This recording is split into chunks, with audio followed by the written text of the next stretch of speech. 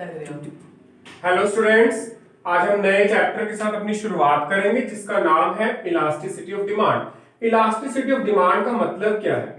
Consumer की income में change होने से, प्राइस रिलेटेड गुड्स में चेंज होने से, मतलब कि इन सब में जो इनके प्राइस में चेंजेस होता है, इन सारी चीजों में जो चेंज आता है उसके चेंज होने से चेंज इन क्वांटिटी डिमांडेड, यानी कि मांगी गई मात्रा, चेंज इन क्वांटिटी डिमांडेड में कितना चेंज आता है उसको बोला जाता है इलास्टिसिटी ऑफ डिमांड। नेक्स्ट कि प्राइस इलास्टिसिटी ऑफ डिमांड क्या है कि परसेंटेज चेंज इन प्राइस, यानी कि प्राइस में कितने परसेंट चेंज हुआ है और उसके चेंज होने से डिमांड में कितने परसेंट चेंज आया है उसको बोला जाएगा प्राइस इलास्टिसिटी ऑफ डिमांड।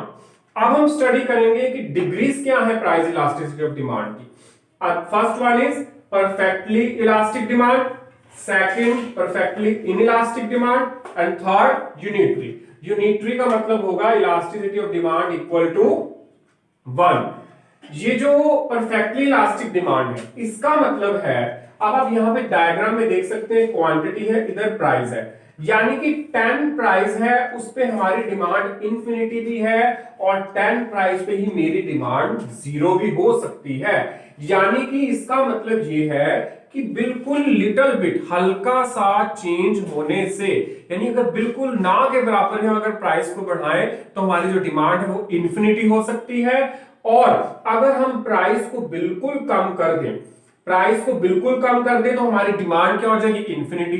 अगर हम प्राइस को बढ़ा दें हो सकता है हमारी डिमांड बिल्कुल 0 पर भी आ जाए।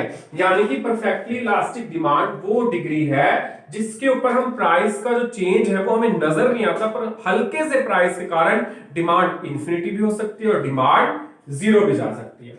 Next perfectly inelastic. Perfectly inelastic में आप देख सकते हो डिमांड का एक जगह पे कांस्टेंट का कांस्टेंट है, यानी कि आप प्राइस जितना मर्जी बढ़ाओ, जितने मर्जी प्राइस को इंक्रीज करते रहो, आपकी डिमांड में कोई फर्क नहीं आएगा। क्यों?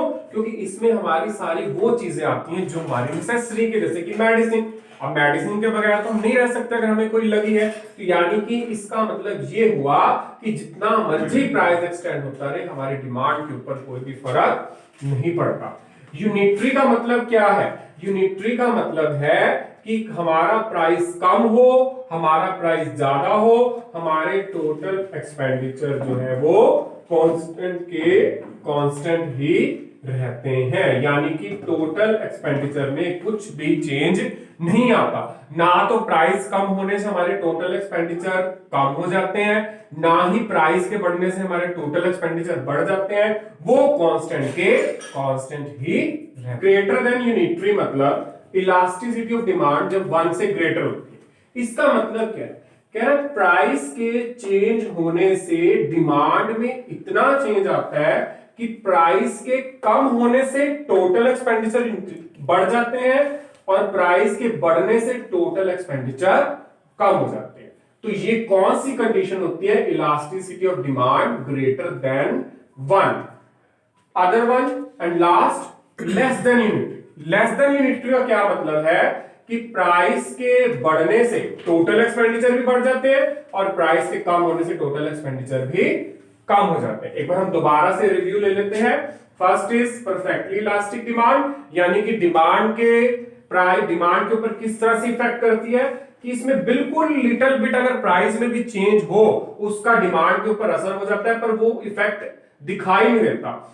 नेक्स्ट परफेक्टली इनइलास्टिक, जितना मर्जी प्राइस बढ़ा लो लेकिन डिमांड कांस्टेंट की कांस्टेंट। फिर आता है यूनिटरी, जहां पे हमारे प्राइस के बढ़ने घटने के बावजूद भी टोटल एक्सपेंडिचर कांस्टेंट के कांस्टेंट रहते हैं। ग्रेटर देन में क्या है? प्राइस कम हो रहा है, एक्सपेंडिचर बढ़ रहे हैं, प्राइस बढ़ रहा है, एक्सपेंडिचर कम हो रहे हैं। और लेस देन में क्या है? प्राइस के बढ़ने से एक्सपेंडिचर बढ़ जाते हैं और प्राइस के कम होने से एक्सपेंडिचर कम हो जाते हैं। Thank you.